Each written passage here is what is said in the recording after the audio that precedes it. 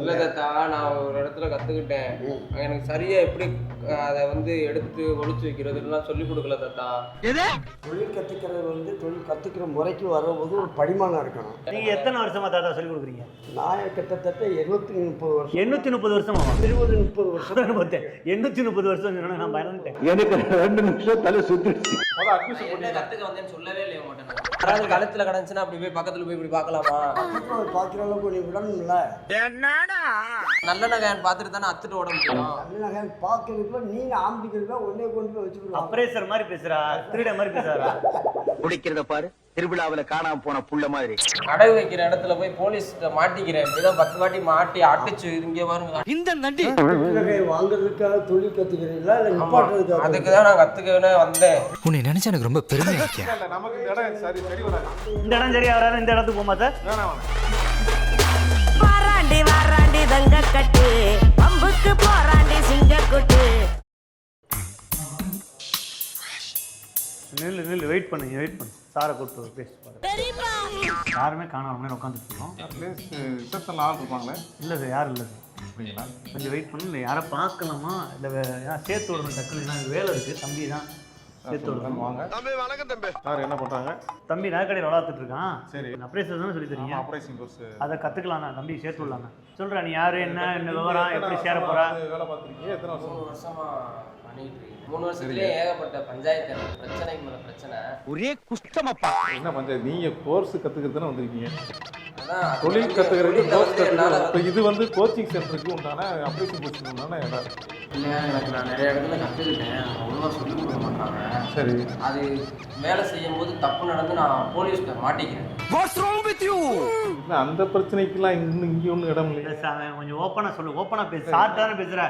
ஏன்டா தயங்குற? தைரியமா சொல்றான். திருட்டு நகையெல்லாம் வாங்கிட்டு வந்து சொல்லு உண்மையை சொல்லு. ஓப்பனாக சொல்லு. நம்ம சார் தான் சேர்த்துக்குறோம், வேலையை சேர்த்துக்குறோம். அதுக்கெல்லாம் இங்கே ஒன்றும் இடம் இல்லை சார், தப்பா எடுத்துக்கிறேன். கேளுங்க என்ன சொல்ல வராங்க. எல்லாம் சொல்லி முடிச்சுக்கிறேன் சார். கேளுங்க சார். அப்புறம் எனக்கு இப்படி தான் சார் எல்லா இன்ஸ்டியூட்லேயும் போய் நான் நீங்கள் டென்ஷன் ஆகக்கூடாது. டென்ஷன் ஆக வேண்டியது நான் தான் டென்ஷன் ஆகணும்.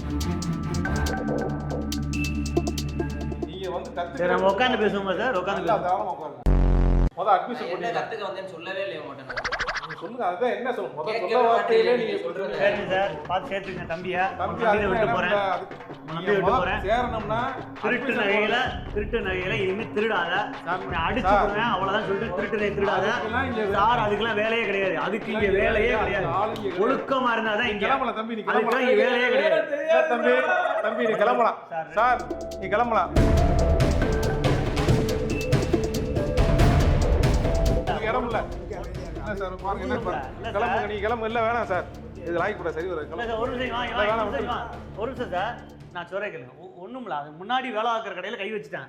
இப்ப கை வைக்க மாட்டேன். இப்ப அப்ரேசர் ஆகி திருந்தி ஒரு அப்ரேசர் வேலை ஆக்குறேன். எனக்கு ரொம்ப டென்ஷன் ஆயிருது. சரி ஓகே. அப்ரேசர் ஒண்ணு சரியா வரல. நான் அப்ரேசர் வேலை தான். அவர் முத வந்து சொன்னது இனிமே திருட மாட்டேன். அவர் முத சொல்ல வந்த சம்பந்தம்லாம் பேச வேற. அப்பா அனுப்பிச்சிருங்க. வேணா தேவை நினைக்க சார். அதெல்லாம் நீ ஏண்டா எங்க வீட்டு பிள்ளையாடா நீ? இல்ல நமக்கு இந்த இடம் சரி வராது. இந்த இடம் சரியா வராது. இந்த இடத்துக்கு போமா சார்? வேணாம். உங்களுக்கு இந்த இடம் சரி வராது. நீங்க கிளம்பி போலாம். எங்க போறது? இதுக்கு ஆள் நீங்க போயிட்டு நீங்க வாங்க சார். நீங்க போயிட்டு வாங்க. அனுப்பிச்சுடுங்க சார். அனுப்பிச்சுடுங்கப்பா. இல்லை தாத்தா, நான் ஒரு இடத்துல கற்றுக்கிட்டேன். எனக்கு சரியா எப்படி அதை வந்து எடுத்து ஒழிச்சு வைக்கிறதுலாம் சொல்லிக் கொடுக்கல தாத்தா. தொழில் கற்றுக்கிறது வந்து தொழில் கற்றுக்கிற முறைக்கு வரும்போது ஒரு படிமானம் இருக்கணும். சரிங்க தாத்தா. அமைதியாக இருக்கணும். நடந்த சங்கதியை வச்சுக்கிட்டு இங்கே வந்துக்கிட்டு நீங்கள் அப்படி நீங்க எத்தனை வருஷமா தாத்தா சொல்லி கொடுக்குறீங்க? நான் கிட்டத்தட்ட 830 வருஷம். 830 வருஷமா? 20-30 வருஷம். 830 வருஷம் சொன்னா நான் பயந்துட்டேன். எனக்கு 2 நிமிஷம் தலை சுத்திடுச்சு. தொழிலில் நான் வந்துக்கிட்டு பொய்யோ பட்டு சொல்ல மாட்டார். அவர் பொய் பேச மாட்டார். இது உயிர்கொல்லி வியாபாரம். உயிர்கொல்லி பூச்சி மருந்து வியாபாரமா? எல்லாம் சேர்ந்து ஒவ்வொரு நம்ம பேசணும். சரி, எனக்கு வந்து வேற வேலை தெரியாது. நான் வந்து திருட்டு நகையில என் கூட்டாளியை 10 பேர் இருக்காங்க. திருட்டு நகை வாங்கிட்டு வந்து அவங்க எடுத்துட்டு வந்துருவாங்க. நான் வந்து அதை வச்சு கொடுப்பேன். கொடுத்ததுக்கப்புறம் எனக்கு காசு கொடுத்துருவாங்க. இப்போ என்னன்னா நான் நிறைய இடத்துல போய் கற்றுக்கிறேன். அவங்க வந்து கரெக்டாக நகையை வந்து எப்படி சேஃப்டி பண்ணுறது, எப்படி உரசி பார்க்கறது, ஒரிஜினல் தங்கமா செம்பான்னு தெரியல. அது தெரிஞ்சிச்சுன்னா திருட்டு நகை வியாபாரத்தில் ஓஹோன்னு அடகு வைக்கிற இடத்துல போய் போலீஸ்கிட்ட மாட்டிக்கிறேன். இப்படிதான் 10 வாட்டி மாட்டி அடிச்சு இங்கே பாருங்க. இந்த நண்டி நகையை வாங்குறதுக்காக தொழில் கற்றுக்கிறீங்களா இல்லை நிப்பாட்டுறதுக்காக? அதுக்கு தான் நான் கற்றுக்கவே வந்தேன். உன்னை நினைச்சா எனக்கு ரொம்ப பெருமையா இருக்கியா. நான் வேணா நீங்கள் தான் சொல்லி கொடுத்தீங்கன்னு நான் யார்ட்டும் சொல்ல மாட்டேன். அந்த சொல்ற கமிஷன் அதுக்கு வேலை இல்லை. கமிஷன் உங்களுக்கு நான் கொடுத்தேன். அந்த கமிஷனுக்கு வேலை இல்லையா? நீ தொழில் பழக வந்திருக்க, தொழிலுக்குள்ள மரியாதை நாங்கள் சொல்லுவோம். அதை நீ கற்றுக்கிட்டு நீ என்ன செய்யணுமோ அதை செஞ்சுக்க. ஆனால் அதுக்கு சரி பரவாயில்ல, நீ யோசனை இது ஆக்ஷன் மேடம், இது ஆக்ஷன். சரி, எவ்வளோ அட்மிஷன் காசு அதோட எக்ஸ்ட்ரா ஒரு மடங்கு தந்துடுறோம். 10 பைசா வேணா நீ கிளம்பு.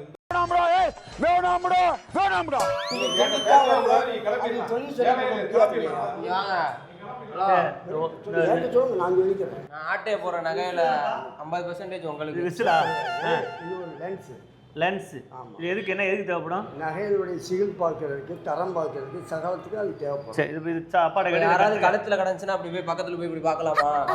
பார்க்குற அளவுக்கு நீ விடணும்ல. நல்ல நகையான்னு பார்த்துட்டு தானே அத்துட்டு ஓட முடியும். நல்ல நகை பார்க்கறதுக்குள்ள நீங்க ஆம்பிக்கிறதா ஒன்னே கொண்டு போய் வச்சுக்கலாம். அப்ரேசர் மாதிரி பேசுறா, திருட மாதிரி பேசுறா. குடிக்கிறத பாரு, திருவிழாவுல காணாம போன புள்ள மாதிரி. நீங்க என் கூட பைக்ல வாங்க, நான் எப்படி வேலை பாக்குறேன்னு நீங்க வாங்க. நீங்களும் கூட்டாளி சேர்ந்துக்குங்க. ஏண்டா உன்னைய திருடின்னு சொல்லாம என்னைய வேற திருடிங்கற? நீங்க ஓனரா இது என்னது அத இது உரசுறதா? உரகல். உரகலா சார்? இது என்ன உரகலா சார்? இந்த சந்தைகளுக்கு வந்துட்டு என்னையும் சரி சரி, இது உரசுறதான்னு கேட்டேன்.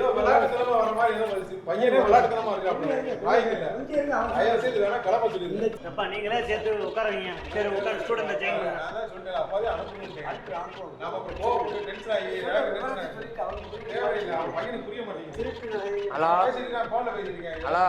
ஃபோன் வருது, ஃபோன் பேசுறோம். என்னது 5 கிலோ திருட்டு நகை வந்திருக்கா? நாங்க இப்பதாங்க சர்ப்ரைஸ் ஆக வந்திருக்கேன். வாங்கி வைங்க, அந்த வேலையை கத்துக்கிட்டு வந்துடுறேன். சொல்லுங்கப்பா. அப்ரைசரா?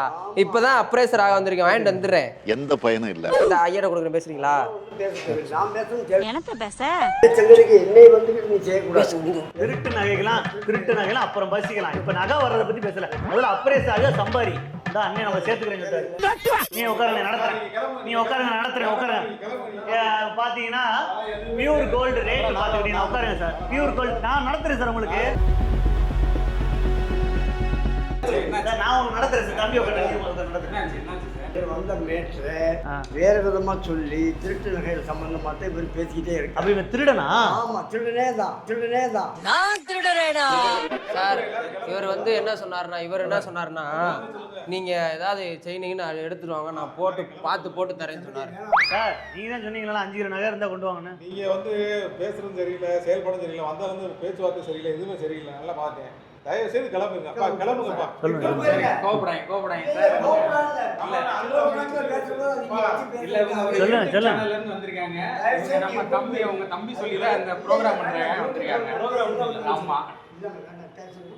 இல்ல, நாங்க கோர்ஸ் சேர வரல, யூடியூப் சேனல்ல வந்திருக்கேன். அண்ணனுக்கு தெரியும், உங்க தம்பி தான் பிராங்க் பண்ண சொன்னார். பிராங்க் வீடியோ கேமரா செட் பண்ணி வச்சுட்டா. இவர் ஆல்ரெடி எங்களுக்கு சப்போர்ட் பண்ணி கேமரா செட் பண்ணி வச்சுட்டான். இவரை தான் உங்களுக்கு சொன்னாரு. தப்பா எடுத்துக்கிறேன், எந்திரிங்க. தப்பா எடுத்துக்கிற கேமரா செட் பண்ணி வச்சிருக்கான். அங்க வச்சிருக்க பாருங்க, டோருக்கு பின்னாடி. தப்பா எடுத்துக்கிறேன். இன்னைக்கு எங்க வந்திருக்கோம் பாத்தீங்கன்னா, ஜிகேவி கோல்டு அப்ரைசருக்கான ஒரு சூப்பரான ஒரு கோச்சிங் சென்டருக்கு தான் வந்திருக்கோம். இது என்னன்னு பாத்தீங்கன்னா, நீங்க நார்மலா வந்து பேங்க்குக்கு போவீங்க, இல்லை நகை கடைக்கு போனாலும் ஃபர்ஸ்ட் வந்து கோல்டை செக் பண்ணி ஒரிஜினலா டூப்ளிகேட்டான்னு பாக்குறதுக்கு வந்து ஒருத்தர் இருப்பாங்கல்ல, இவங்க தான் வந்து நகையை அடகு வைக்கிறதுக்கு முன்னாடி ப்ராப்பரா செக் பண்ணுவாங்க. இவங்க தான் அப்ரைசர். இந்த அப்ரைசருக்கான கோச்சிங் சென்டர் தான் இது. இந்த கோச்சிங் சென்டர்ல படிச்சோம்னா கண்டிப்பா வந்துட்டு ப்ராப்பரான ஒரு வேலை உங்களுக்கு கிடைச்சிடும். ஒரு 50,000 மேல சம்பாதிக்கலாம்ல சார்? கண்டிப்பா. இங்கே அப்ரைசர் கோர்ஸ் மட்டும் நம்ம சொல்லி தரல, கோல்டு வாங்குறது விற்கிறதுல உள்ள காம்ப்ளிகேட்டட்ஸ் என்னன்றதையும் சொல்லிக் கொடுக்குறோம். சொந்தமாக ஒரு நகைக்கடை தொடங்குறதுக்குன்னா அதுக்கு என்ன ப்ரொசீஜரோ அதையும் சொல்லிக் கொடுக்குறோம். ப்ளஸ் ஒரு ஃபினான்ஸ் செக்டரில் என்ன லைனில் நம்ம வேலைக்கு போகலாமோ அந்த மாதிரி என்ன பெனிஃபிட் இருக்கோ அதையுமே நம்ம எக்ஸ்ட்ரா வந்து நம்ம சொல்லிக் கொடுக்குறோம். கண்டிப்பாக அப்ரைசர் கோர்ஸுக்குன்னா நம்ம ஃபினான்ஸு போகலாம், பேங்க் சைடும் போகலாம். ஒரு சொந்தமாக ஒரு நகை அடக்கடை வைக்கணும்னு நினைக்கிறீங்கன்னா அதை நீங்கள் ரெடி பண்ணுறதுக்கு பண்ணிக்கலாம். ஸோ அது போக ஜுவல்லரி ஷாப் மேக் பண்ணுறதுனால அது சம்மந்தமான விஷயங்களை எல்லாமே நம்ம வந்து இங்கே கற்றுக் கொடுக்குறோம்.